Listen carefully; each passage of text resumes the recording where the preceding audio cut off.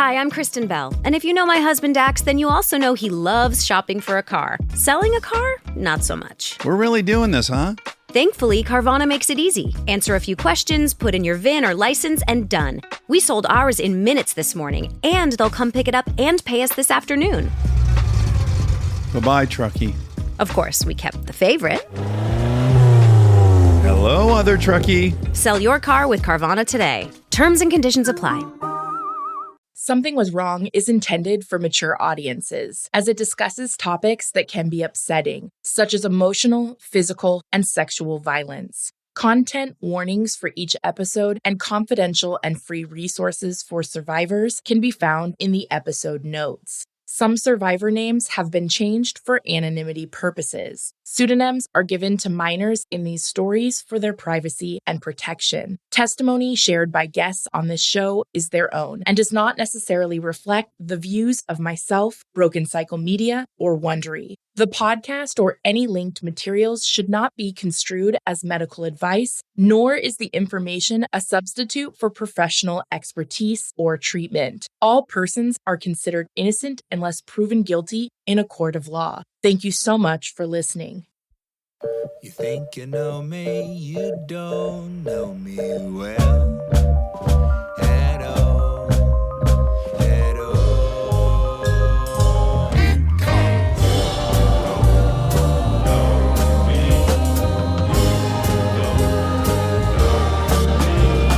you don't know anybody until you talk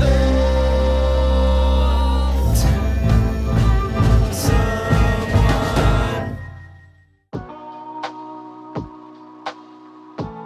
We've mentioned the word symbolic quite a few times. I think it just seems symbolic the day after the 4th of July to be wrapping up this part of your storytelling journey and sharing your experiences. You mentioned the word freedom many times throughout this season too. I keep asking you, but how does that feel? I was talking to my kids about that yesterday as we were celebrating the 4th of July holiday. We have a lot of very open conversations with our kids about the history of America and our country. It's a mixed bag of emotions, certainly, especially with the recent Supreme Court rulings, especially the ones that impact survivors directly. The Supreme Court recently ruled on, and some upcoming rulings that they'll be making impact domestic violence victims and survivors, such as allowing domestic violence offenders to own firearms, which we statistically know increases the rate that a woman will be murdered exponentially.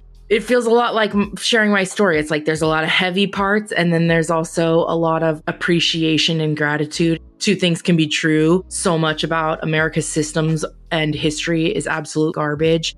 And I still maintain hope for the future, and I hope that our country gets better for the sake of future generations. That's kind of how I feel about sharing my story. It's been heavy and dark, and a lot of the past has been really overwhelming, but I'm really feeling like new chapter and trying to focus on the future. There's a spectrum, and I think as important as it is to talk to my kids about the dark parts, it's also important to talk about solutions and being proactive in finding solutions and accountability and how we can all continue to do better. Also, the things that we have to be thankful for within it. I also spent some time last week with a gentleman by the name of Mr. Patrick Brown, who spent over 29 years incarcerated for a crime he did not commit. The victim of the crime spent decades trying to be heard and for the truth to get out, and he ended up being released from prison in May. I am doing an episode with wrongful conviction. Two things that stood out to me from his interview that were extremely profound beyond just hearing about his experiences and what he went through was, one, he said the hardest part about being incarcerated was not being able to be at his loved ones' funerals. And two, He said the most difficult thing about reacclimating to current day society versus 1994 when he was wrongfully convicted is the prevalence of shootings and how gun violence existed before, but it has gotten to such a place where you can be shot at school or the grocery store or your place of worship or a movie theater. But it was such a reminder to where we are and how perhaps we've become desensitized to some of this stuff. And in hearing about his experience and what he's been put through for 29 years fighting for his freedom, it gives you so much perspective and gratitude. You mentioned the kids, and a lot of questions have to do with healing and being a parent. Hi, I'm CJ, and I was part of Something Was Wrong Season 3. My question to Tiffany is, when you started having children and knowing that you wanted to be light years better than what your parents were, did that seem overwhelming for you? Or was it very easy to give your children that love and acceptance that all kids deserve? It just seems like there are now more people than ever working hard and pushing to break that generational trauma. So I'd love to hear your experience of how you actually succeeded in doing it. Thank you for opening up your life to us all this season, and I'm sending you love as always. I love you, CJ. I think it was very natural for me to love my kids because I had a deep desire to be a mother. And I think I am someone who has a lot of maternal inclinations by nature. And also, I think probably the relationship I had with Bobby. I knew from an early age, both with my brother and nannying and stuff, like I just love kids. If I could spend the majority of my time with kids and puppies and horses, that's how I would choose to spend my time. Kids keep it real. They are not afraid to be silly. They are very honest and direct. And I tend to prefer the presence of children. I think that I trusted myself in the love department. I knew like I would desire to do the best I could, but being so young, I'd never really cared for children the same way as Michael had. He taught me a lot too, even basic things like diaper changing and stuff like that. He was more experienced. I definitely struggled with postpartum anxiety and depression at times. Being somebody who already has anxiety and depression, of course, hormone fluctuations, life changes, circumstances certainly impact your mental health and your anxiety and your depression. I did experience that, but thankfully I had confidence in how much love I felt for my children, and Michael and I were determined to do better. It's a lot easier when you have a supportive partner who also cares deeply and shows up to the best of their ability.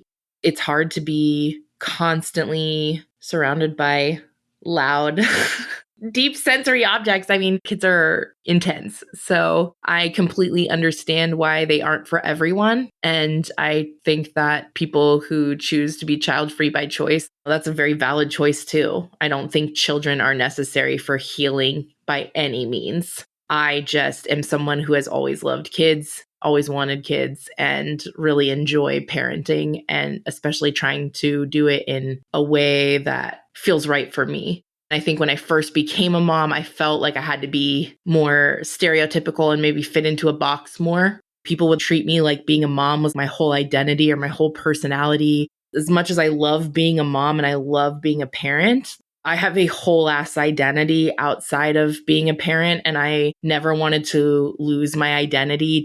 I think that was a big learning.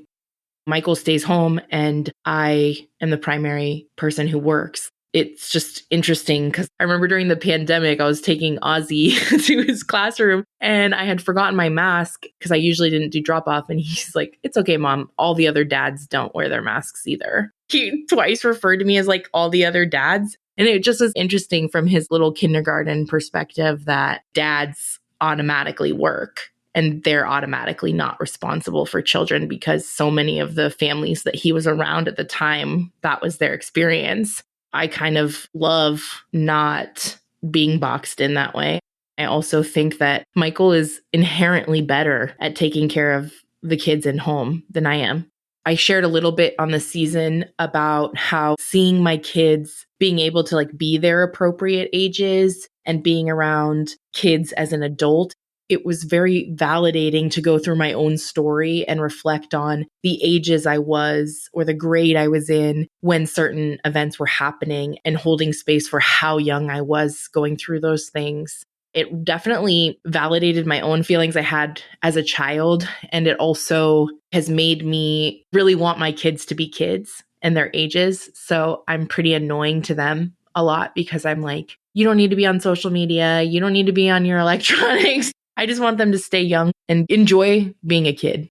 Before I had Jude, I had gone to some forms of therapy and support groups and stuff and did a lot of work on myself leading up to that. Of course, I'm still unlearning so much, but I knew that I wanted to do so much better. And so I really wanted to be the best version of myself entering into motherhood. But you certainly learn as you go. And I'm still learning so much every day. I have teens and tweens. So it's like, ooh, they're humbling me every day. Like it's their job. Tips and tricks: go to therapy, heal yourself. Hi, I'm Julia from season 5, episodes 1 and 2. Tiffany, I wanted to ask, do your kids have any knowledge or understanding about there being no contact with Liz? And have they ever asked about her? I super appreciate you. Thank you so much for everything you do. Hi, Julia. I love you so much. My kids do know that I am by choice in no contact with my parents. They know that my dad was in prison. They know that my brother was murdered by the police. Jude and Ruby know that they did used to see her when they were babies, but they have no memory of her at all. The only reason they remember is in some of the old photo books. There's photos and they'll be like, who's that? And I'll say, oh, that's my mom. That's Liz. I think I've just tried to be honest and only share what's necessary and try to do it in the most age appropriate but transparent way possible. So if they ask me a question, I try to really give it a thoughtful response. Understandably, it's really sad for them to think about me being in pain because they love me. So I try really hard to avoid talking to them about it unless it's important to the topic. So it's definitely not something that I discuss in front of them. I have told them I don't want them to listen to the podcast. They are really curious and they want to hear certain things. So I told them I'd play them some of the parts from the 9th episode where we're talking about like the podcast going #1 and a few of the funner moments that I feel comfortable with them hearing. And they know a little bit about the work that I do. Certainly, I don't discuss it in detail. Sometimes they accidentally have heard things. It's not perfect all the time, being that I worked from home. They are very understanding about the importance of the podcast and the work and very respectful of the survivors themselves. They're very empathetic human beings. For example, I was talking to them about season 17 because a big box had come in the mail with the trial transcript for season 17. I can't remember which kid asked, but they said, what is the story about? And I said, it's about a little boy who was murdered by a very bad person. And mommy is helping his mommy share her story to try and help people so that we can educate people on the things that we can look for and be aware of to try and help prevent things like this happening in the future. And it's hard because that's really sad, but it helps them understand a little bit why sometimes mommy comes out of work and she's maybe in a bit more serious mood or needs an extra nap. I don't want to give them more than they need to handle, but it's natural for them to be curious about what the show's about. I try to be as vague as possible, but they also live in this world and they see trauma every day. They see shootings and hear about shooting drills at school. They also live in this world, so they do already have an awareness of how. So sometimes there is life circumstances that essentially open the pathway for that conversation to happen naturally. But I certainly prefer to talk to the kids about puppies and K-pop and anime and food and rides and all the things that they love. My name is Lily, and I am a junior producer and social media manager with Something Was Wrong. I've been working with Tiffany and Amy for about a year now. It's been very fun and honestly inspiring working with such talented, hardworking, driven women. Before we even prompted people to ask questions, so many people DM'd saying, does she realize how similar her life is to Matilda? Or this reminds me of Matilda, etc. It's been so long since I saw Matilda. I was just going to say in the previous question about the kids that one time my daughter said to me, your life sounds like Matilda. I did love that movie when I was a kid, but was the mom horrible? The mom was empty and absolutely abetted the father in his con man ways. I probably blocked it out, but yeah, that's so funny about the Matilda thing. That's hilarious. I feel like that is a sign I should get bangs tomorrow because I was thinking about it. Okay, that just sealed it. That's why stories are important, because even fictional stories can give us hope other kids exist like us. Would you be willing to share how you've grieved the parents that you definitely should have had and deserved? I think that grief is unfortunately a lifelong process. I think that grief has happened a lot of different times when I would hope that my mom was going to show up differently for me, and that didn't happen, and there was grief along the way. I don't experience that grief as much post-decision. I think I really grieved it as I made the decision because it's such a big one. People have brought up, how are you going to feel when you hear that they're dead, knowing that you chose to not speak with them beyond my 20s? Really, I ended my relationship with both of them in my 20s at different times. Even though I am estranged by choice, I still worry about them harming me and finding me and getting a hold of me somehow and having to deal with it. I don't really feel grief. I still just feel fear after a lifetime of their bullshit, to be honest. It's not really grief. It's more fear and resentment. Grief, I feel for Bobby, obviously. That grief is so significant. It's hard to even think about grieving my parents, even though there's so many different levels of grief and types of grief. But in processing grief with Bobby, I think it's been really beneficial talking about it more and working through it with the season. I've not only been strong enough to honor my own experience, but I've shared with people about what he went through and fully advocating for him in this way. It makes me feel proud knowing that both of us have been honored, both of our experiences and what we endured and overcame. So that makes me feel proud. You've done a beautiful job honoring Bobby. There's an image that I once saw that never has left me. It's an image of jars and a big ball that symbolizes the grief. And the jars start small around this huge ball. And as it goes on, it shows a larger jar and a larger jar. And basically the grief does not change. That big ball in the center of us, that loss, it doesn't change, but we grow around it. I think it explains how you feel like you're growing around that grief. You're never going to feel less grief for losing Bobby. You're never going to miss him less, but you grow around it and it feels and fits differently. Yeah. And maybe one day I'll be able to connect with his daughter, and that will also bring future healing. I think about that too. It's very complex. It's a new normal you get used to. And it's not like it gets easier, but you get used to it. That all makes complete sense. I'm sure you've spoken to Amy about this, but you talking about how the season itself has been cathartic, and especially revisiting Bobby, I'm sure that is a different version of healing. Yeah, it helps you just like map it out and see the full picture. Having to articulate it and think about how you want to say it, it forces you to make sense of things if you haven't yet in order to communicate it. I think that's why it can be effective even if you're not communicating it to the public, even with just yourself or with trusted partners, because I think that reflection and that analyzing and sitting with and trying to make sense of, for some, can be really beneficial. Looking at the big picture in terms of validation, I think I really needed that. I hope it'll clear this space within me. A listener wants to know if you're aware of where Bob and Liz are currently. Last I heard was Michael had seen Everett on a Facebook group for people driving for a rideshare service. And in the comment, he had mentioned that they were living up 50, is what we call it in Sacramento. Last I knew of, Liz and Everett had purchased a home after they got their settlement pretty close to where Bob and his businesses have been. I don't know, in the last 2 years, I haven't made any efforts to figure out where they are, but they're around. And I think that's been tough for me sometimes in the past, depending on where I'm at emotionally. Going places and knowing that I could run into them at those places was a fear that I have had to kind of get used to and deal with. Another listener wants to know if you have any kind of contact or relationship with anyone from your family. I shared a little bit on the season. I met both my grandmothers once.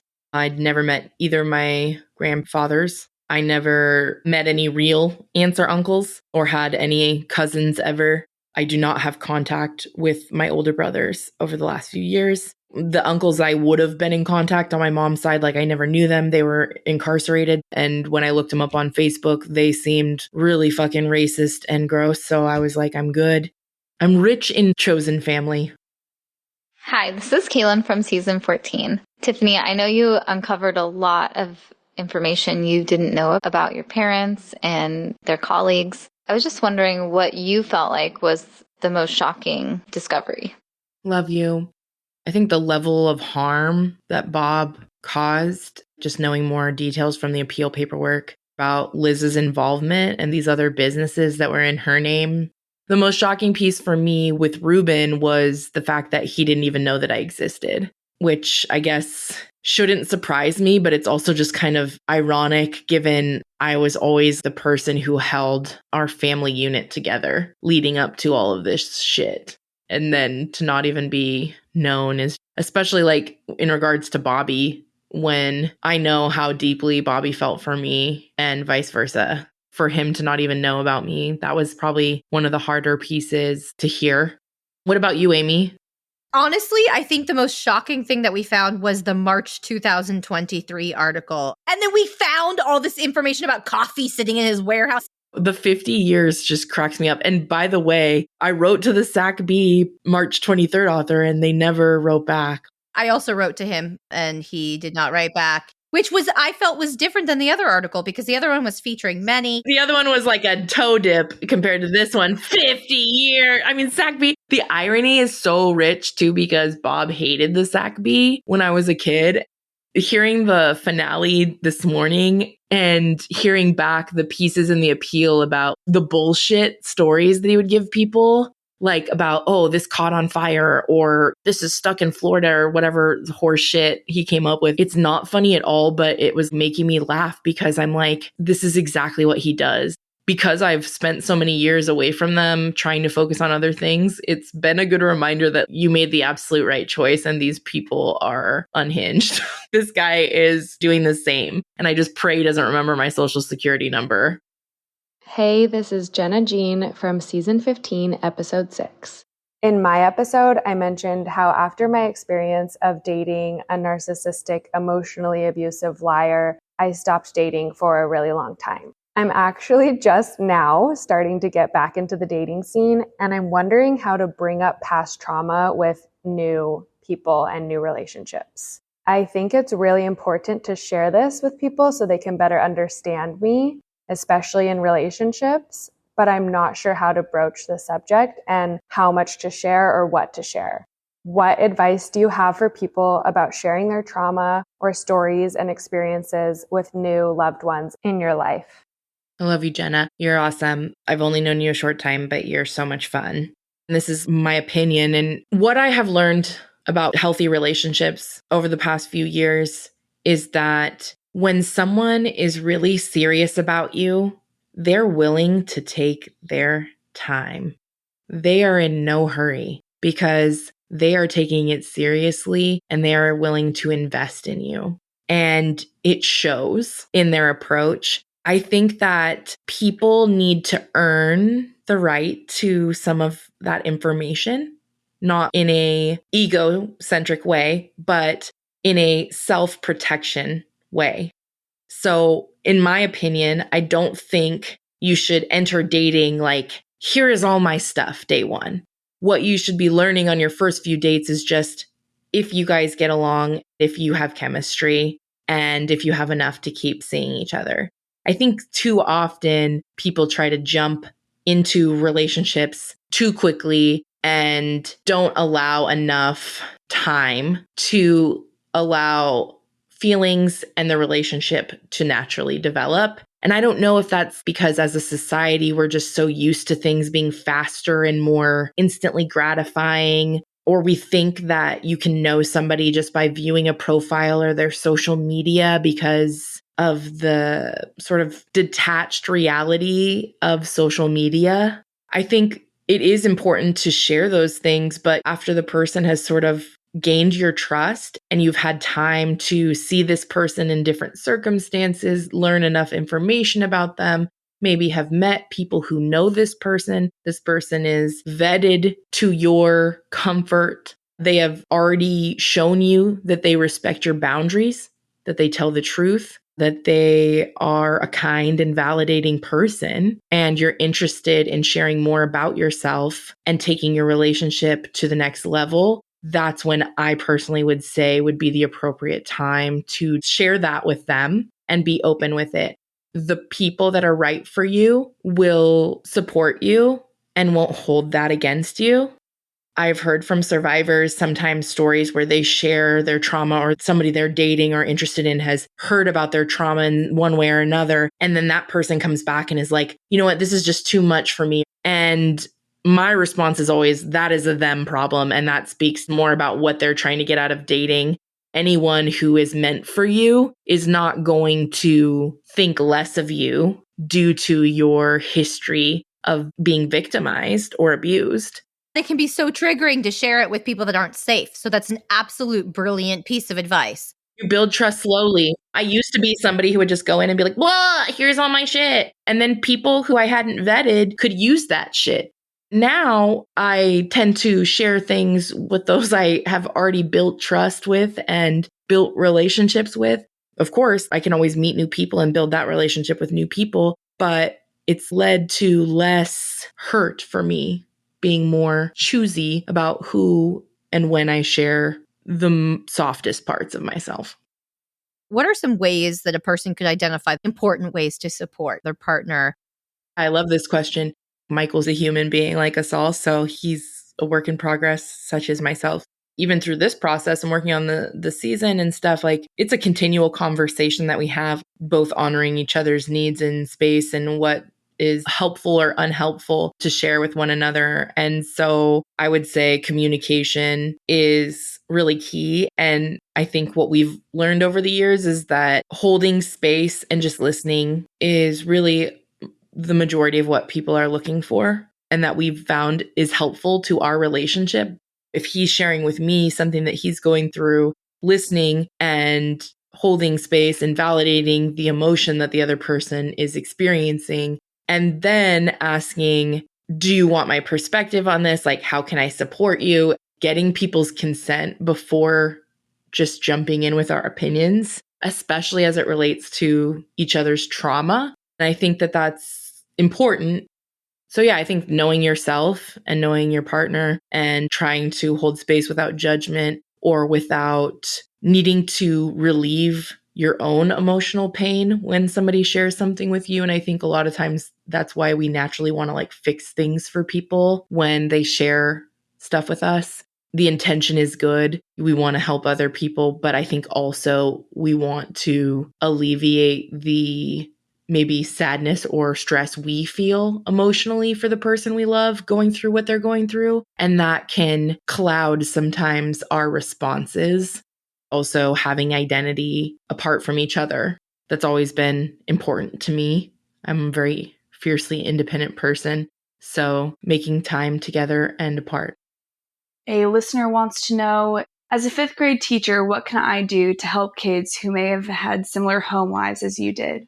First of all, thank you for the work you do. It's extremely important. I've gotten several messages from teachers and nurses saying that it meant a lot to have their work and the importance of the jobs that they do acknowledged, and that made my heart feel very happy.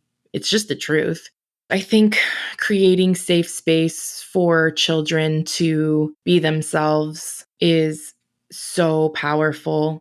Teaching kids emotional intelligence strategies, teaching kids safety strategies, helping them access different ways to be creative or express those emotions, and Something that I think is important for children is for them to have a way to communicate that they need help or are in trouble where they can do it in a way that feels safe for them.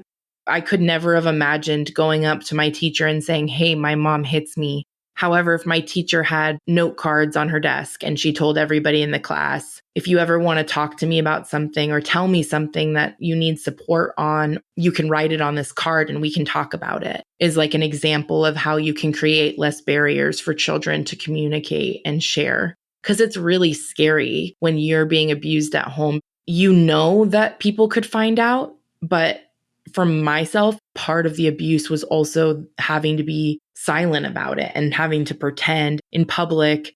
There were several times where I would say to my parents, "How about I fucking call CPS? How about that?" Like as I got older, I'd get really brave and say something like that and I would regret it.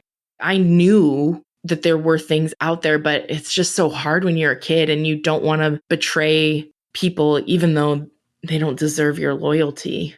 I think just being a safe space, being a safe harbor any way you can to children is really impactful. This is actually a question from Danielle from season 9. You're such an inspiration for so many people, including myself. And I think that your authenticity and vulnerability make people connect with you in your journey in so many ways. You mentioned struggling with anxiety and depression, which I think so many people can relate to. Years ago, my practitioner called everything I was doing to treat my own anxiety my quote-unquote toolkit. So my question for you to share with your listeners is, what are the things in your toolkit that have helped you when it gets overwhelming? We all know you're doing 5 million things. What do you do to heal? And what do you do to overcome those overwhelming feelings? What's in your toolkit? I love you, Danielle. Some things that work for me, and again, it's never perfect, and certainly things come up and you get triggered or life circumstances happen. It's not linear, but I'll just like walk you through my day-to-day self-care. I try to get a full night of sleep as much as possible. That means often saying no to things and going to bed early, because I know that if I don't get at least 6 to 8 hours of sleep, my emotional capacity and ability to be present is lessened. That's a huge one for me.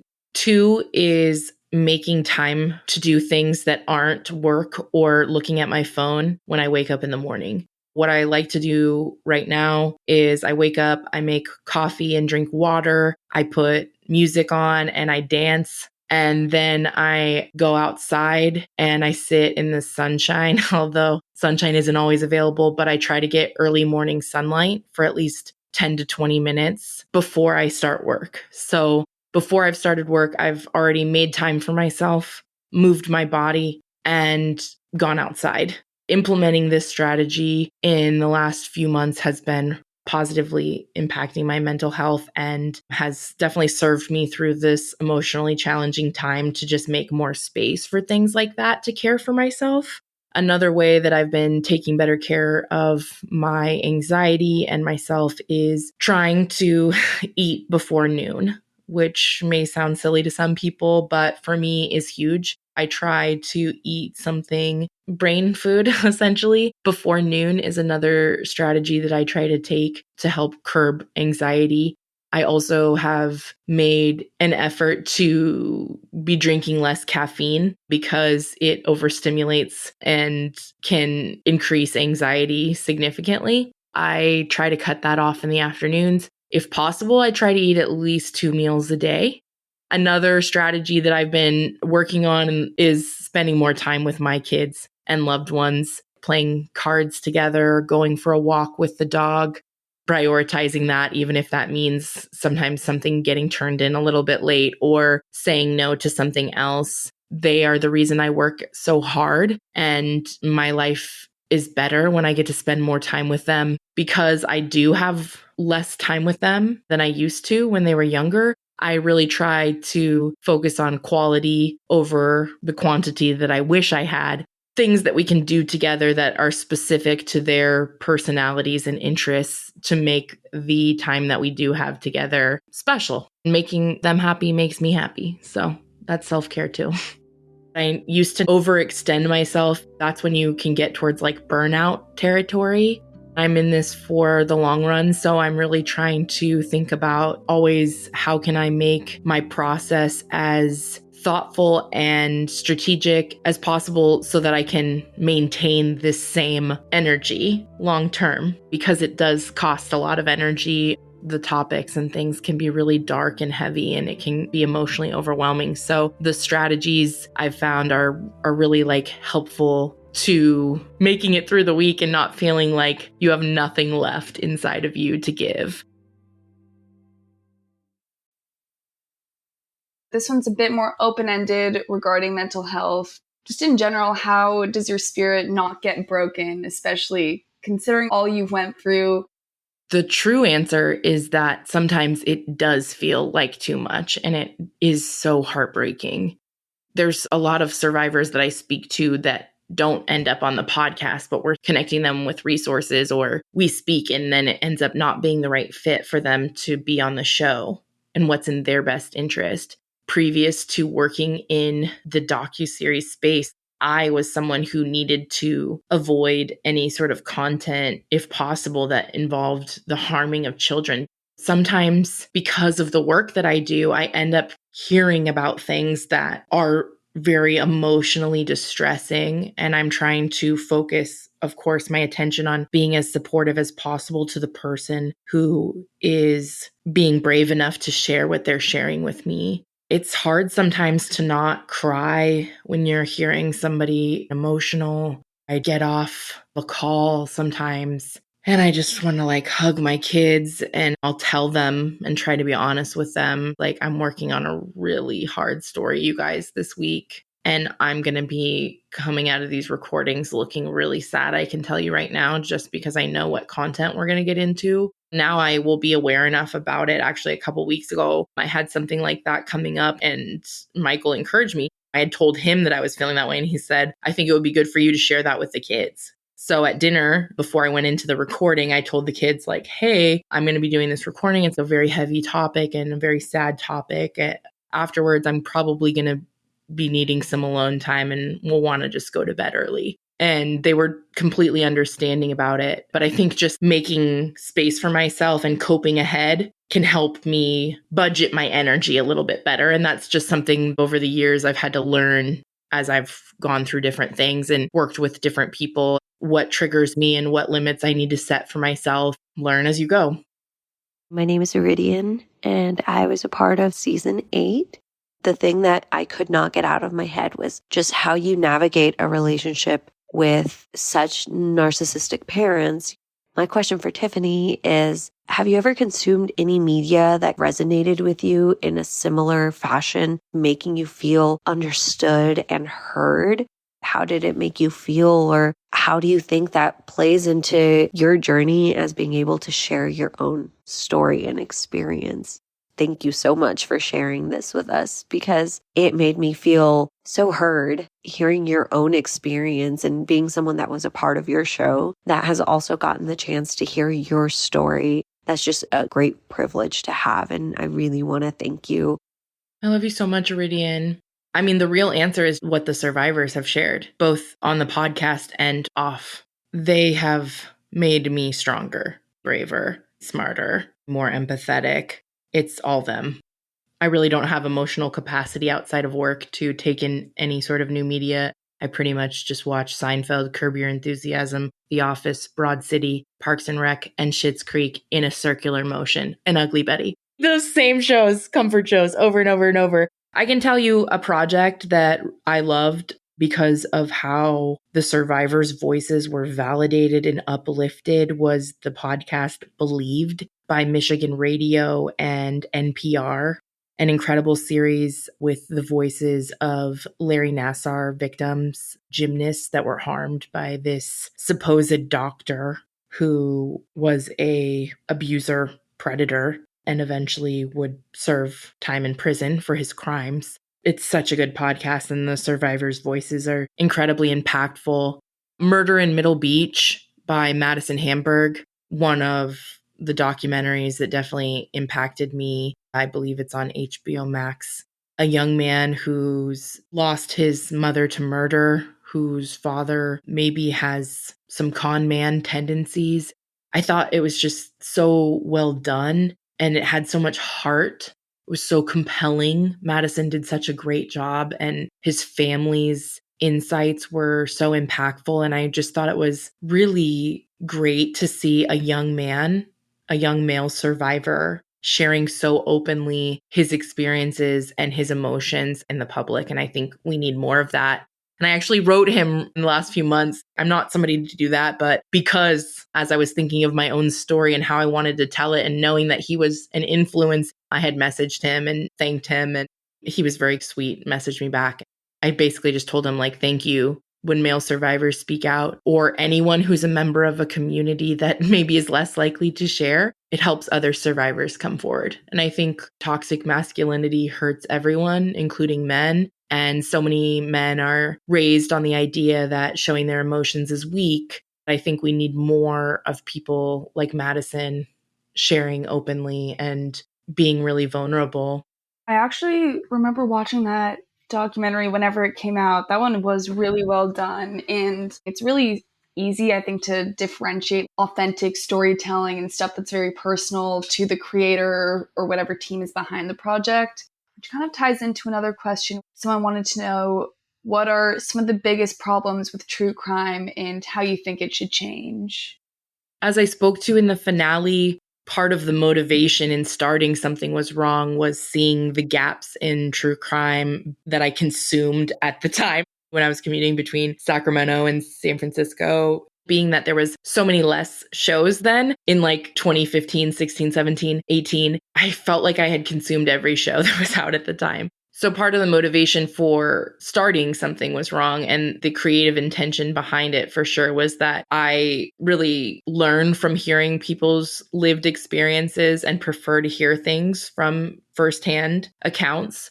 What I was seeing a lot of the time was people taking stories from the news or Wikipedia without the survivors or their families' consent, digging into their trauma and crimes that had been committed, and some of the verbiage and approach for me before I ever even thought about creating a podcast just didn't sit right with me.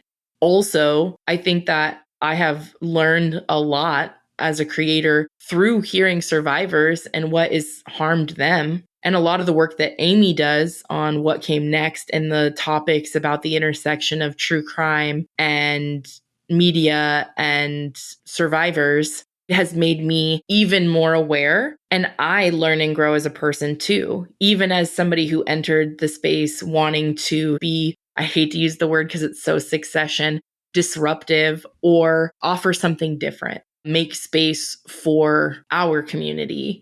I think it's one thing when it's your lived experience and you're coping through humor, or you are a participant within an experience. That is a different thing in my mind than, let's say, somebody reading about my brother's story online, taking it onto their platform without my consent, and then talking about my brother's murder as if it's like celebrity gossip in a style in which I wouldn't agree with and I would feel uncomfortable with, which actually happened to Amy this year. How harmful that can be, especially when it's done in a way that doesn't honor victims or doesn't approach these topics with empathy at the forefront. I just think if you're gonna be in this space and consume this content, I hope that you could at least have the respect for the lives lost, those harmed, and their families. What I can tell you is that through the interviews that I've done or listened to over these years, is that those who have lost loved ones to murder don't find your jokes about murder funny. And their opinion matters way more to me than anyone else, because they're the most harmed by the lack of empathy and care Isn't the whole point of documentaries and true crime and the media to shed light on things to make them better and to fight for justice, not to re-traumatize and harm? I think we're in a different place than we were in 2018 when the trailer for Something Was Wrong came out. I also think that I, too, have a lot to learn and will continue to hopefully learn and evolve and adapt myself and be accountable to adapting or pivoting language when new information is presented. That kind of leads us right into a question someone had. They wanted to know, what do you want in the future for Something Was Wrong and what came next? You know, it's wild, but like I feel like all my dreams have come true. What I hope to see in the future for Something Was Wrong is more diversity in voices and stories and continuing to work with survivors. Honestly, I would love to do this for the rest of my life forever. So I'm going to keep doing this as long as I can. At least that's how I feel about it right now. I love working on what came next with Amy, and I hope to see that continue to grow and evolve. And we have a lot of new potential projects and planned projects that will be coming out in the future for Broken Cycle Media. I'm really excited about that. I feel really lucky when I wake up that I'm excited to go to work every day and that I miss work when I'm away from it. And that's how I feel like 99% of the time, which is pretty fucking lucky. Hey, Tiffany, it's JE from the Tree of Life episodes. The question I have for you is whether sharing your story has given you a different perspective as to how you'll approach the stories that future subjects of future seasons share with you, whether or not it will inform the questions you ask them or the ways in which you view the stories they share. I love you so much. You're incredible and amazing. Thank you for sharing your story. Love you. I'm sure it'll influence and impact it because I always kind of change things up. I will continue to center the person whose story we're telling for sure, but maybe it'll just naturally lend to the ability for other people to know me and feel more comfortable working with me. But I don't foresee that process changing. Maybe it's more cutting less of myself out. Because what I did realize in hearing Amy's perspectives back, like as she's interviewing me and her sharing similar insights that I usually share with survivors, but then cut out because I was deeming myself as being too much, I can now see that it can be really valuable to include those insights for the listeners to hear. The support that's offered a lot of times gets clipped because I really loved hearing Amy's voice and what she had to say, or the other voices in the season. And I didn't feel like them sharing their perspectives or opinions took away from my experience of sharing. In fact, it made me feel even more validated and supported and comfortable. So I think I'll definitely take that information with me. But from everything, like how we approach the interview process, do you want to speak for a while and then just let me know when you want to take a break and I jump in with questions? Do you want me to prompt you with questions after you finish each section? Like all of these things are dependent on what is comfortable and appropriate for each individual. I adapt my process to whatever their needs are, and then we create from what we have to create from. And I don't ever want to get away from prioritizing survivors' needs first or centering them first. But I think, yeah, I may leave in a few more insights than I used to. I think that the last question we have left kind of piggybacks off of JE's question. From a creator's standpoint, now having finished the season and being forced to see your experiences from a documentarian's perspective, how do you think that's affected the way you see your familial history and the trauma that you went through? And has that change in vision changed the way you navigate life or your healing? Gosh, I think I'm still processing, to be transparent. It's still like, okay, we're getting this all done. Okay, this is going to go out. And I still am in that mode. Hearing and seeing everything put together, not only hearing people's validating accounts or learning this stuff and being validated through that, but then collecting it and it goes in a timeline and then here's the evidence and then here we're going to put it into these episodes. So now it's in black and white on a page. From the page we take it to audio and then we hear draft 1 and 2 and da-da-da-da-da-da. you really have a lot of time to sit with it. And so it's been very heavy and exhausting, but I think it has allowed me to really sit with it and see it in a very holistic way. That has been confidence building within myself and validating my own trauma in a very different way. What I've noticed already is I have more empathy and compassion for myself, and I'm gaslighting myself a little bit less, second guessing myself a little bit less, which feels really great. Just hearing people's support or that they could relate has been really valuable to my life. I'm really, really glad that I did it, and I'm thankful that I did it. And I now feel like, I keep saying free, but yeah, I just feel free in a totally different way. And also it's kind of like I've gotten this huge thing done now that I've been putting off doing that I knew I wanted to do. It's nice now to be getting closer to the other side of it. I didn't realize how much it was weighing me down and how much it was impacting and holding me back from so much good by not sharing sooner. I definitely would encourage people to share how it feels right to them. But I know that for a lot of us, it doesn't feel natural to make space for yourself, especially if you've grown up with a narcissistic parent and you've been conditioned to put on a happy face and appease the narcissist at every turn. It is your turn to make space for your feelings and find a way to do that however feels comfortable for you, because you deserve it. And there is a lot of healing on the other side that you can give yourself through sitting with your own journey and allowing yourself to be proud of yourself, especially as women, when society is fixated on humbling us at every turn and misogyny is obsessed with humbling women. We deserve to take up space to live as our full selves and find joy and peace. I love that we ended basically right where we started, with freedom and joy. It's finding that inner balance and not keeping that turmoil inside too. I love you. You're amazing. Thank you both so much. Thank you for all your work. You guys are awesome. We love having you on the team and seeing the team grow. Thank you for including me on this. It's a great experience. There's a lot of good to come, and I'm happy that you are here and a part of it.